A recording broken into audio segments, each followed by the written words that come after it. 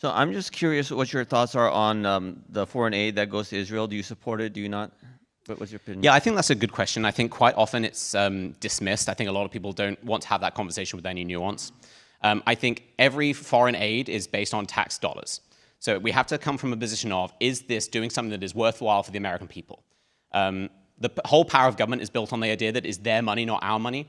Every time we send money to Ukraine, it's like we're doing some great thing. They're literally taking money out of your pocket, sending it to Ukraine, probably with a few bits going to the Biden family on the way. And so I think we need to be able to justify money going to any nation, whether that be Israel, Ukraine, any other places. I think money going to Israel in order for it to defend itself, and I think it should be defense-based. I don't think we should be, say, doing what we're doing in Ukraine and supporting their economy. That's not our job. I think foreign policy has room for supporting people who either share our values and are trying to promote those values elsewhere, or are, in a very pragmatic way, a buffer so that they deal with the bullshit overseas rather than us dealing with it. The fact that Israel is fighting a lot of our battles, we should be helping them out with that. Like, even if you're not Jewish, that is true. If you want radical Islamic terrorism to stay away from the United States, having Israel fighting it tooth and nail, because they have to on a daily basis, helps in that fight.